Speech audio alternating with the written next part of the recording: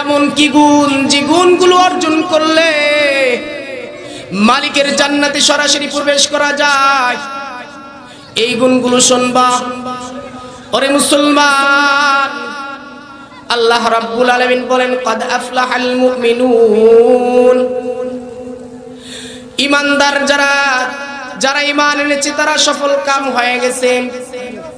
আল্লাহ তাআলা বলেন নাই যে সফল কাম হবে, এখানে বলেছেন ক্বাদ আফলাহাল মুমিনুন, মুমিনেরা সফল হয়ে গেছে। তাহলে বোঝা গেল যারা ঈমান এনেছে তারাই সফল কাম, দুনিয়াতেও সফল কাম, পরকালেও সফল কাম। তবে আমরা বুঝি না সফলতা কোন দিকে, তা আমরা বুঝি না। কোন সাইডে সফলতা এটা আমরা বুঝি না। আমাদের সমাজের মানুষ সফলতা বলতে কি বোঝে? আমাদের সমাজের মানুষ সফলতা বলতে বুঝে দামি একটা গাড়ি হবে, বিশাল বড় একটা বাড়ি হবে, চাকরিতে স্তর বাড়বে, রাজনীতির মধ্যে বড় পদটা পাওয়া যাবে। এটাকেই তো আমরা বলি সফলতা। কথা কন না কেন? একজন ব্যবসায়িক ভাইকে যদি বলা হয়, ব্যবসায়িক ভাই আপনার জীবনের মধ্যে সফলতা কি বলেন, ওই ব্যবসায়িক ভাই তখন বলবে পুঁজি কম লাভ বেশি।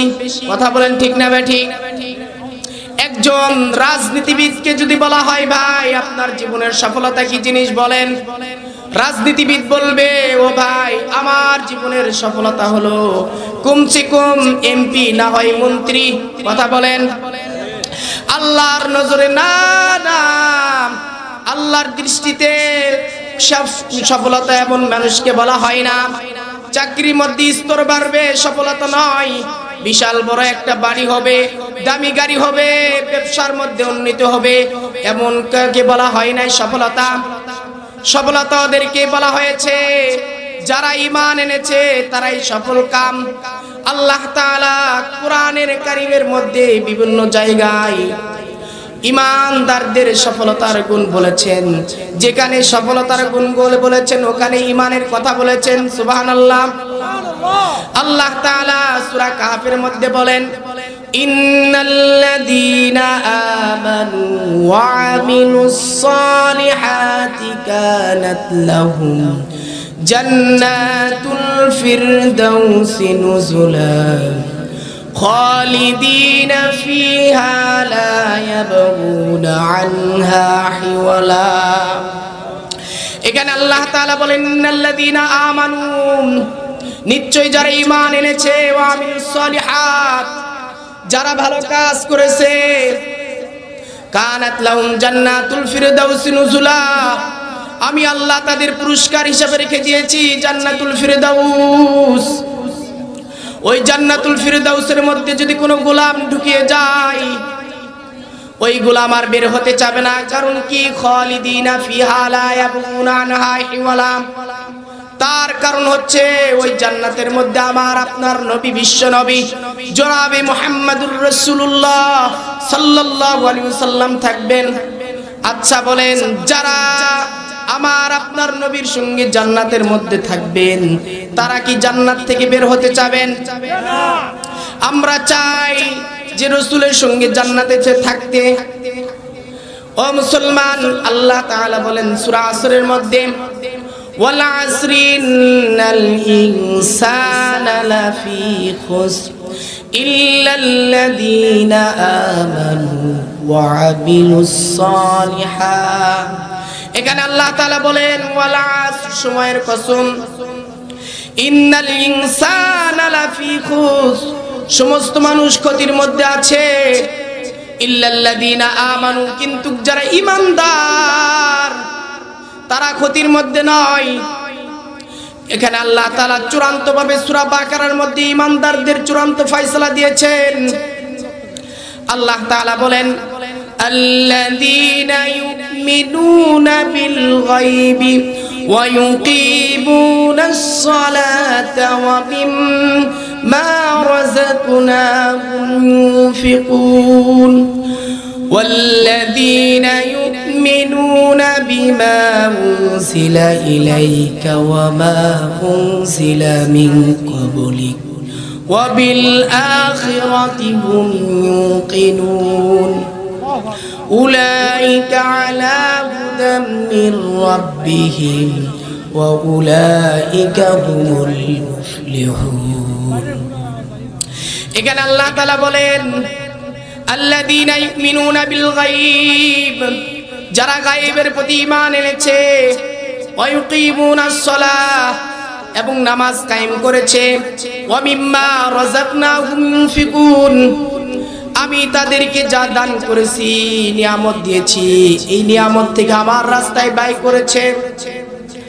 ওয়াল্লাযীনা ইউমিনুনা বিমা উনজিলা ইলাইকা ওয়া মা উনজিলা মিন ক্বাবলিক, এবং মুহাম্মদ সাল্লাল্লাহু আলাইহি সাল্লামের প্রতি 30 পারা কোরআনকে যারা বিশ্বাস করেছে, এবং মুহাম্মদ সাল্লাল্লাহু আলাইহি সাল্লামের পূর্বে আসমানি যত কিতাবগুলো নাজিল করা হয়েছে বিশ্বাস করেছে, ওয়া বিল আখিরাতি হুম ইউকিনুন, এবং আখিরাতের প্রতি যারা বিশ্বাস করেছে, উলাইকা আলা হুদাম মির রাব্বিহিম ওয়া উলাইকা হুমুল মুফলিহুন, তারাই হচ্ছে তাদের রবের পক্ষ থেকে হেদায়েত প্রাপ্ত, তারাই হচ্ছে সফল কাম। তাহলে আমরা বুঝলাম যারা ঈমান এনেছে তারাই কি কাম? সফল কাম। কথা বলেন, যারা ঈমান এনেছে তারা কি কাম? তারাই সফল কাম। তাহলে বোঝা গেল চাকরির মধ্যে সফলতা নাই, ব্যবসার মধ্যে সফলতা নাই, রাজনীতির মধ্যে সফলতা নাই, সফলতা আছে ঈমানের মধ্যে। কথা বলেন ঠিক না ঠিক? এই জন্যই তো সাহাবায়ে কেরাম প্রয়োজনে ঈমানের জন্য ঈমানের সফলতা বুঝতেন। এই জন্যই তো সাহাবায়ে কেরাম প্রয়োজনে নিজের বাড়ি ছেড়েছে, নিজের ঘর ছেড়েছে, প্রয়োজনে নিজের দেশ ছেড়েছে, প্রয়োজনে নিজের জীবন দিতে হলে নিজের জীবনও দিয়ে দিয়েছে। তারপর ঈমান বিক্রয় করে নাই। একজন সাহাবী, ঈমানের সফলতা বোঝানোর জন্য ঘটনাটা বলি। একজন সাহাবী আব্দুল উজ্জা ইসলাম গ্রহণ করার পরে আল্লাহর রাসূল তার নাম লিখে দিলেন আব্দুল্লাহ। এই আব্দুল উজ্জার বাবা দুনিয়া থেকে বিদায় নিয়ে চলে যাওয়ার পরে আব্দুল উজ্জার চাচার সঙ্গে তার মার বিবাহ হয়। বিবাহ হওয়ার পরে সংসার চলতেছে। এইদিকে আব্দুল উজ্জা রাসূলুল্লাহ সাল্লাল্লাহু আলাইহি সাল্লামের দরবারে যান, সকাল সন্ধ্যায় রাসূলের দরবারে যান। যাওয়ার পরে সন্ধ্যায় আসেন। এটা একদিন তার চাচার চোখে বাঁধে গেল। তার চাচা বললেন, আব্দুল উজ্জা তুমি কোথায় যাও? সকাল সন্ধ্যা তুমি কোথায় যাও? আব্দুল উজ্জা বললেন, আমি মুহাম্মাদের দরবারে যাই। এই কথা শোনার পরে তার চাচার মেজাজ খারাপ হয়ে গেল। তার চাচা বলে, তুমি নাকি ইসলাম গ্রহণ করেছো নাকি? আব্দুল উজ্জা বললেন, জি আমি ইসলাম গ্রহণ করেছি। এ আব্দুল উজ্জা তুমি ইসলাম ছাড়িয়ে দাও, কালেমা ছাড়িয়ে দাও, না হয় তোমার উপরে বড় মুসিবত আসবে। আব্দুল উজ্জা বললেন, চাচা আমি ঈমান এনেছি, ঈমান আমি ছাড়তে পারি না, কারণ ঈমানের মধ্যে আমি সফলতা খুঁজে পেয়েছি। আপনি কি করবেন? আমারে মারবেন? তার চাচা বললেন, গে আব্দুল উজ্জা তোমারে শুধু মারবই না, তোমার বাবার সম্পত্তি থেকে 1 তোলা সম্পত্তিও পাবা না, মাহরুম হবা। আব্দুল উজ্জা বললেন, চাচা আমার সম্পত্তির দরকার নাই, তারপর আমি ঈমান ছাড়ব না।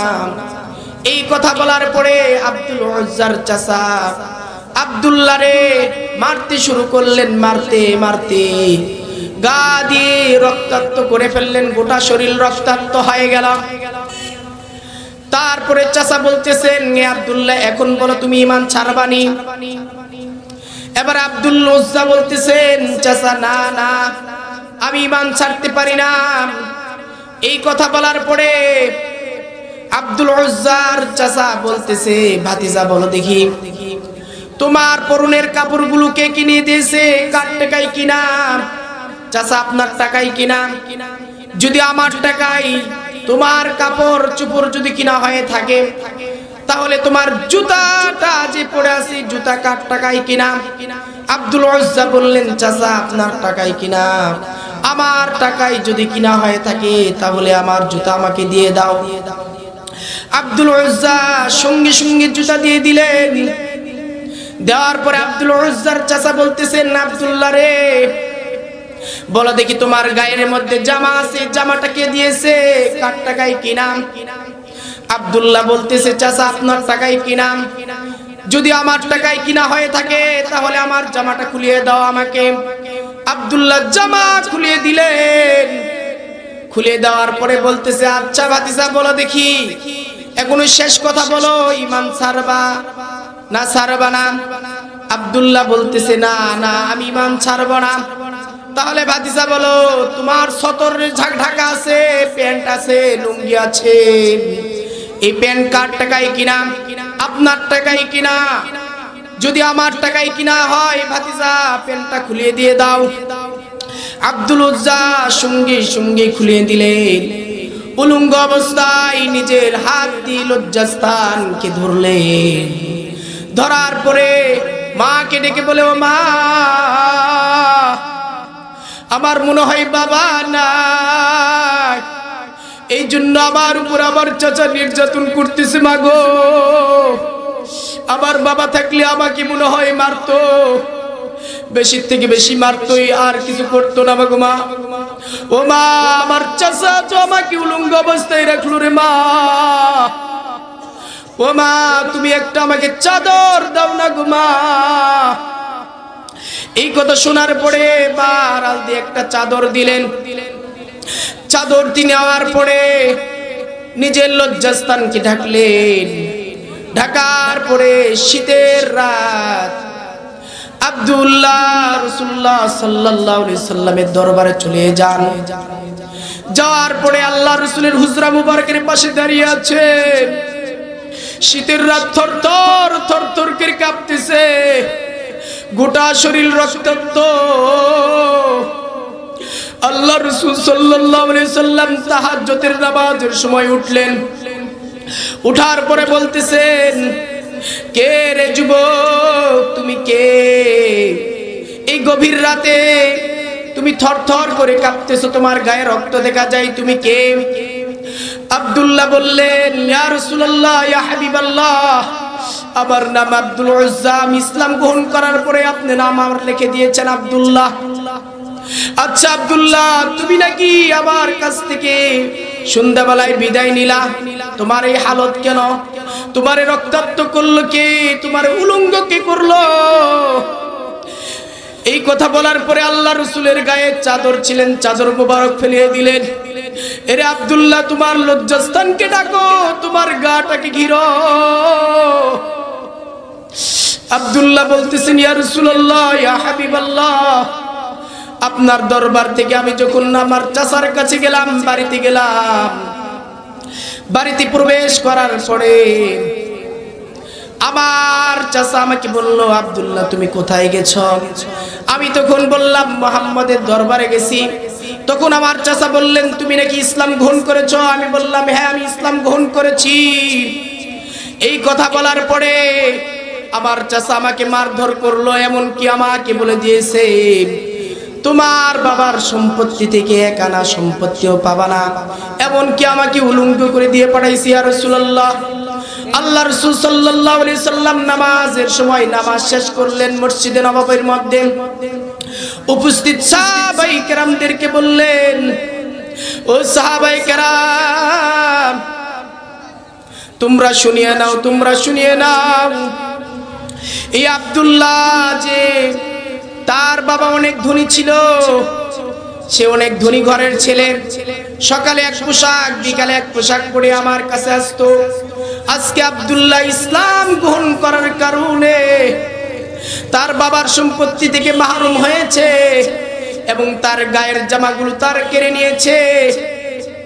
এরে আব্দুল্লাহ বল বল, আজকে আমার রাসূল আমি তোর ওয়াদা দিচ্ছি তুই আমার কাছে কি চাস যা চাবি তাই পাবি।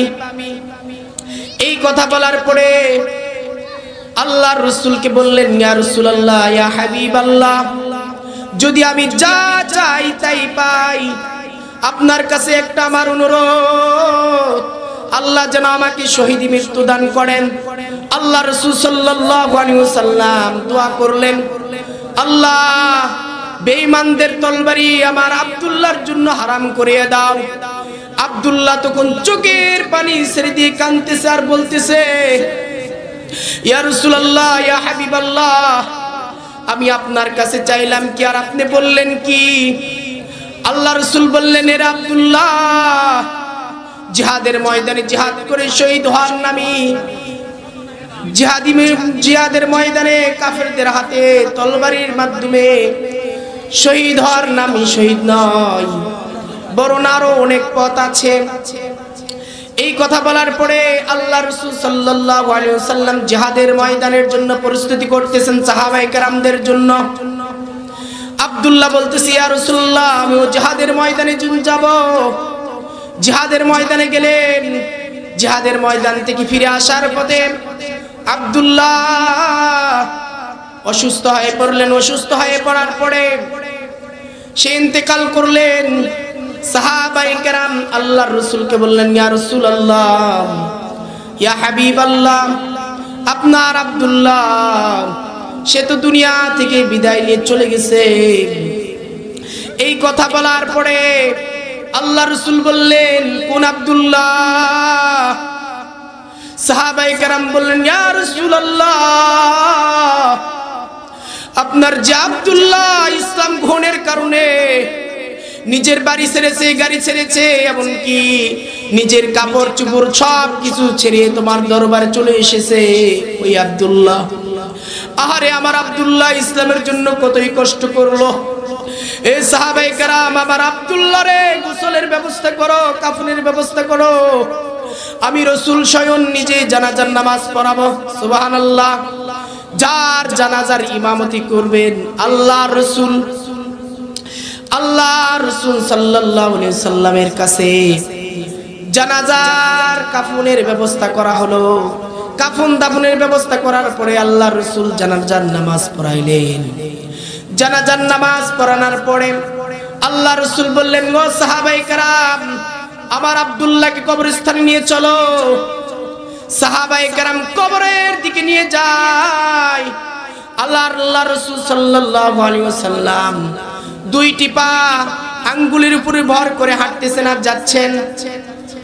সাহাবায়ে কেরাম কারো বলার সাহস নাই বেয়াদবি হয়ে যায় কিনা। এত জায়গা থাকতে আল্লাহর রাসূল গোটা পা বিছাচ্ছেন না কেন? আঙ্গুলের উপরে ভর করে যাওয়ার কারণ কি? ওমরে ফারুক রাদিয়াল্লাহু তাআলা আনহু বললেন আল্লাহর রাসূল বেয়াদবি মাফ করবেন, এত জায়গা আছে, জায়গা থাকার পরও আপনি কেন আঙ্গুলের উপরে ভর দিয়ে হাঁটতেছেন? আল্লাহর রাসূল বললেন এ উমর আমার নবুয়তের চক্ষু দিয়ে দেখি রে। আল্লাহর রাসূল সাল্লাল্লাহু আলাইহি ওয়াসাল্লাম বলছেন এ উমর শুনিয়া নাও, আমি আমার নবুয়তের চক্ষু দিয়ে দেখি তোমরা অনেক জায়গা দেখতেছো। আব্দুল্লাহর ইন্তেকালের পর আল্লাহর আসমানের নিচে জমিনের উপরে যত ফেরেশতারা আছে সকলে স্বাগতম জানার জন্য চলে এসেছে। আমি রাসূল পা দেওয়ার জায়গাটুকু পাই না। সুবহানাল্লাহ। এই কথা বলার পরে আল্লাহর রাসূল কবরে নিজেই নামলেন। নামার পরে বললেন, নামার পরে বলতেছেন ও সাহাবায়ে কেরাম আমার আব্দুল্লাহরে আমার কুলে দাও, কুলে দাও। আব্দুল্লাহরে আল্লাহর রাসূল কুলে নিলেন। নামার পরে বললেন আল্লাহ এই আব্দুল্লাহ ইসলাম গ্রহণের কারণে বাড়ি ছেড়েছে, নিজের বাবাকে ছেড়েছে। আল্লাহ আব্দুল্লাহ কতই না কষ্ট করেছে, আমি আব্দুল্লাহর উপরে খুশি হয়ে গেলাম। আল্লাহ আমার কুদরতির আমার হাত থেকে আপনার কুদরতির হাতে তুলে দিলাম। সুবহানাল্লাহ। আল্লাহ রাসূল এই কথা বলার পরে এইদিকে হযরত আব্দুল্লাহ কে যখন নাশ লাগলেন, হযরত ওমরে ফারুক কবরের পাশে গড়াইতেছেন আর কান্না করতেছেন, এরে আব্দুল্লাহ এই লাশটি যদি তুই না হয়ে আমি ওমর হইতাম, আমার ওমরের কতই না ভাগ্য ভালো হতো, যেখানে আল্লাহ রাসূল নিজের কুল থেকে নেওয়ার পরে আল্লাহর কুলে দিয়ে দেয়, তার লাশটা না কতই ভালো, আমি ওমর যদি হতাম আমার ওমরের কপালটা ধন্য হয়ে যেত। সুবহানাল্লাহ। তার ঈমানের মধ্যে সফলতা খুঁজে পেয়েছে, এই জন্য তারা নিজের বাড়ি ছেড়েছে, গাড়ি ছেড়েছে, এমনকি নিজেদের প্রয়োজনে নিজেদের জানও দিয়ে দিয়েছে। আজ থেকে 1400 বছর পূর্বে 4 জন সাহাবায়ে কেরাম সবচেয়ে বেশি নির্যাতিত হয়েছে, হযরতে বেলাল রাদিয়াল্লাহু তাআলা, আর একই পরিবারে হযরতে ইয়াসির রাদিয়াল্লাহু তাআলা তাদের কলিজার টুকরা, আর হযরতে আম্মার রাদিয়াল্লাহু তাআলা তাদের কলিজার টুকরা হযরতে আম্মার রাদিয়াল্লাহু তাআলা। এই একই পরিবারের 3 জন, হযরতে ইয়াসির, হযরতে সুমাইয়া, তাদের কলিজার টুকরাকে হযরতে আম্মার।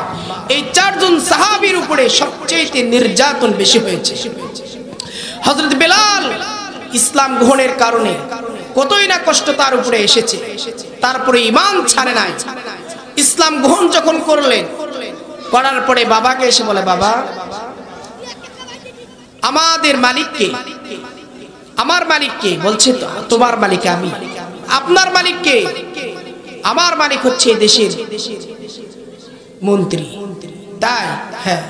না বাবা, আমাদের মালিক হচ্ছে একমাত্র আল্লাহ। আমরা আল্লাহ রাসূল সাল্লাল্লাহু আলাইহি সাল্লামের দরবারে যাই, যাওয়ার পরে ইসলাম গ্রহণ করি। এই কথা শোনার পরে বেলালের বাবা চিন্তা করলেন, হারি এই সন্তানকে নিয়ে তো বিপদের মধ্যে পড়ব, সন্তানকে নিয়ে বিপদের মধ্যে তো পড়া যাবে, এক তো অভাবের সংসার, এই সন্তানকে নিয়ে যদি বিপদের মধ্যে পড়ে যায় তো বড় মুসিবত। বেলালের বাবা কি করলেন? হযরতে বেলাল রাদিয়াল্লাহু তাআলা আনহুকে নিয়ে গেলেন, নিয়ে গিয়ে হযরতে উমাইয়ার কাছে নিয়ে গেলেন। হযরত বেলাল রাদিয়াল্লাহু তাআলা আনহুকে গিয়ে বলেন, উমাইয়া তুমি গোলাম কিনো, তোমার কি গোলাম লাগবে? উমাইয়া বললে, হ্যাঁ লাগবে। তাহলে আমার সন্তানকে আপনাকে দিয়ে দিলাম। কিছু টাকার বিনিময়ে উমাইয়ার কাছে হযরতে বেলাল রাদিয়াল্লাহু তাআলা আনহুকে বিক্রয় করলেন। করার পরে এইদিকে উমাইয়া তার গোলামদের সঙ্গে বরকি চড়ানোর জন্য মাঠে ময়দানে পাঠিয়ে দিয়েছে। একদিন 2 দিন যায়, এইদিকে বেলাল রাদিয়াল্লাহু তাআলা আনহু উমাইয়ার গোলামদেরকে বলে, এ উমাইয়ার গোলাম, আমাদের মালিক আল্লাহ, আর বারবার বলেন লা ইলাহা ইল্লাল্লাহু মুহাম্মাদুর রাসূলুল্লাহ, এই কথাগুলো বলে। উমাইয়ার গোলামেরা উমাইয়াকে গিয়ে বললেন, জি হুজুর অবস্থা তো খারাপ, কি হয়েছে? কয়েকদিন পূর্বে যে গোলামটা নিয়ে এসেছেন সেই গোলামটি ছন্দ বলে, কবিতা বলে, কবিতা এটা সুন্দর লাগে, এত মধুর লাগে, তোমার কতগুলো গোলামেরাও পাগল হয়ে যায়। মাঠে ময়দানের ছাগলেরা যখন কবিতা বলে তখন খানা বাদ দিয়ে তার কবিতাগুলো শুনে। সুবহানাল্লাহ। এই কথা, এই কালেমার অর্থ হচ্ছে বড় খাড়া। কি অর্থ হুজুর? তুমি কালেমা ছেড়ে দাও, অর্থ শোনার দরকার নাই, কালেমা ছেড়ে দাও। না হুজুর, আমার কাছে এই কালেমা পড়তেই ভালো লাগে, ছন্দ পড়তেই ভালো লাগে। উমাইয়া বললেন, যদি তুমি না ছাড়ো তাহলে তোমার খানা বন্ধ।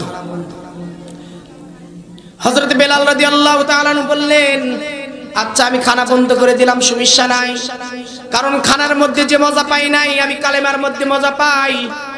আমি কালেমা ছাড়বো না, আমি ছন্দ ছাড়বো না। এই কথা বলার পরে বেলাল রাদিয়াল্লাহু তাআলা আনহু আরো বেশি ক্ষুধার্ত অবস্থায় আরো বেশি কালেমা পড়তেছে, লা ইলাহা ইল্লাল্লাহ ইল্লাল্লাহু মুহাম্মাদুর রাসূলুল্লাহ। আরো বেশি বেশি বলে। গোলামেরা এসে বলে উমাইয়া, বেলাল তো আরো ক্ষুধার্ত অবস্থায় আরো বেশি বেশি জোরে জোরে কালেমা পড়ে ছন্দ পড়ে। এই কথা বলার পরে উমাইয়া বলছে তাই নাকি? জি। তাহলে তারে ডাকো। ডাকা হলো। ডাকার পরে বলতেছে উমাইয়া, এ বেলাল তুমি কি কালেমা ছাড়বে না? জি না হুজুর, কালেমা ছাড়বো না। কারণ কালেমা কেমনে ছাড়বো? কালেমা পড়তে আমার কাছে মজা লাগে, খানার চেয়েও তো আমার কাছে কালেমা পড়তে মজা লাগে। তাহলে উমাইয়া বললেন, গোলামদেরকে আদেশ দিলেন, ও গোলামেরা, হযরতে এই বেলালকে নিয়ে যাও। নিয়ে যাওয়ার পরে হাত বাঁধো, পা বাঁধো, বাঁধার পরে আঘাত করো। যতক্ষণ পর্যন্ত তার জবান থেকে এই ছন্দই কবিতায় কালেমা না ছাড়বে ততক্ষণ পর্যন্ত তার উপরে জুলুম করতে থাকবা, আঘাত করতে থাকবা। গোলামেরা কি করবে? আদেশ পেয়েছে। আদেশ পাওয়ার পরে হযরতে বেলালকে হাত পা বাঁধলেন। বাঁধার পরে আঘাতের পর আঘাত দিচ্ছে, আঘাতের পর আঘাত। গোটা শরীর রক্তাক্ত হয়ে গেলেন, রক্তমাখা শরীর। তারপরে জখম হয়ে গেল। উমাইয়ার কাছে গোলামেরা খবর দিল, হুজুর তারপরেও তো ঈমান ছাড়া না, কি করব? আচ্ছা আমার পক্ষ থেকে স্পেশাল খবর দিয়ে দাও। কি খবর? একটা খুশির সংবাদ দিয়ে দাও। সংবাদটা হচ্ছে, তোমরা যে গোলামেরা আছো তোমাদের চাইতে তার আরো উন্নত মানের খানা দেওয়া হবে এবং তাকে আমার রুমের মধ্যে রাখবো। তারপরও যেন এই ছন্দটা ছাড়িয়ে দেয়। যদি এই অফার গ্রহণ করে তাকে ছাড়িয়ে দিবা, আর যদি এই অফার গ্রহণ না করে তাহলে তোমরা কি করবা? তার জিহ্বার মধ্যে পেরাকটু গাড়িয়ে দিবা। এই কথা শোনার পরে উমাইয়ার গোলামেরা বেলালকে বলতেছেন, ও বেলাল, একই সাথে কত বরকি চড়াইছি রে বেলাল, একই সাথে খেলার ময়দানে ছিলাম, কত একই সাথে খেলছি, খেলাধুলা করেছি। ও বেলাল শোনো, আমাদের মুনিব তো আমাদেরকে আদেশ দিয়েছে, তুমি যদি কালেমা ছাড়িয়ে দাও আমাদের চাইতে তোমাকে স্পেশাল খানা দিবে এবং তার রুমে রাখবে, আর যদি তুমি না ছাড়ো তাহলে তোমাকে আমরা জিহ্বার মধ্যে পেরাক গাড়িয়ে দিব, এটা আদেশ। বেলাল বলতেছে, এ উমাইয়ার গোলামেরা, না না না, আমার খানার দরকার নাই, আমার খানার দরকার নাই, আমার স্পেশাল রুমের দরকার নাই, আমার দরকার কালেমা। এই কালেমা পড়েছি, কালেমা আমি ছাড়তে তো পারি না। এই কথা বলার পরে উমাইয়ার দুষ্ট গোলামেরা তার জিহ্বার মধ্যে পেরাক গাড়িয়ে দিলেন। পেরাক গাড়ার পরে তারপরও যখন হুঁশ হচ্ছে তারপরও বলতেছে আহাদ, তারপরও কালেমা ছাড়ে না, তারপরও কালেমা ছাড়ে না। এত নির্যাতিত। তারপরে উমাইয়ার কাছে তার গোলামেরা বললেন, হুজুর, আমরা তার জিহ্বার মধ্যে পেরাক গাড়িয়ে দিলাম এবং তাকে মারধর করলাম, তারপরে তো সে কালেমা ছাড়ে না, ছন্দ ছাড়ে না, কি করা যায়? উমাইয়া বললেন, ও গোলামেরা, তোমরা শুনো, তোমরা শুনো, আমার হুকুম অমান্য করলে কি শাস্তি হয় এটা এলাকার মানুষদেরকে জানানো দরকার। তার হাত পা বাঁধার পরে ঘোড়ার পিছনে বাঁধো, বাঁধার পরে তার উপরে পাথরের চাপা দাও, বুকের উপরে পাথরের চাপা দিয়ে গোটা এলাকার মধ্যে ঘুরিয়ে দাও, ঘুরিয়ে দেখাও যে উমাইয়ার হুকুম অমান্য করলে কি হয়, কি শাস্তি।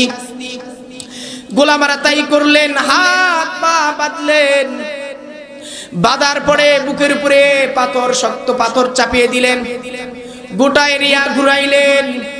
ঘোরানোর পরে এই খবর যখন হযরতে আবু বকরের কানে চলে গেল, হযরতে আবু বকর দৌড়িয়ে আসলেন।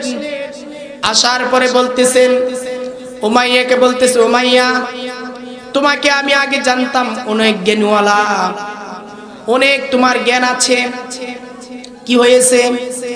তোমার যে গোলাম তোমার কথা মানে না, তোমার কথা শোনে না, তুমি তার উপরে নির্যাতন, তুমি তার উপরে আঘাত করতেছ। যদি তোমার কথা না মানে আর যদি সে দুনিয়া থেকে বিদায় নিয়ে চলে যায়, তাহলে এলাকার মধ্যে খবর ছড়িয়ে যাবে যে তার গোলাম তার উমাইয়ার কাছে মাথা নত করে নাই, মাথা নত করে নাই। উমাইয়া বলেন হয়তো তাই, তো কি করা যায় তাহলে? হযরত আবু বকর বললেন তাহলে আমাকে বেলালকে দিয়ে দাও, কিছু টাকা দিয়ে আমি ক্রয় করে নিই। আচ্ছা দাও, তাও আমার এরিয়া থেকে চলে যায়। হযরত আবু বকর কিছু টাকা দিয়ে কিনে নিলেন। নেওয়ার পরে তাদের গোলামের কাছে আসলেন। আসার পরে হাত পা গুলো খুলিয়ে দিলেন। খুলে দেওয়ার পরে বলতেছে, আরে বেলাল, তুই আমার নবীর কতই না পাগল, তুই আমার আল্লাহর কতই না পাগল, আয় আয় আমার বুকে আয়। বুকে নিলেন, বুকে জড়িয়ে ধরলেন। বুকে নেওয়ার পরে আল্লাহ রাসূল সাল্লাল্লাহু আলাইহি সাল্লামের দরবারে নিয়ে গেলেন। আল্লাহ রাসূল সাল্লাল্লাহু আলাইহি সাল্লামের দরবারে নিয়ে যাওয়ার পরে আল্লাহ রাসূলকে খবর দিলেন, ইয়া রাসূলুল্লাহ, ইয়া হাবিবাল্লাহ, তোমার একজন আশিক বান্দা, প্রেমিক বান্দাকে নিয়ে এসেছি আপনার দরবারে। এই কথা শোনার পরে আল্লাহ রাসূল সাল্লাল্লাহু আলাইহি সাল্লাম বেলালের কাছে আসলেন। বেলাল রাদিয়াল্লাহু তাআলা আনহু আল্লাহ রাসূলকে দেখার পরে দাঁড়িয়ে গেলেন। দাঁড়িয়ে যাওয়ার পরে পা জড়িয়ে ধরলেন আর চুম্বন দিতে লাগলেন।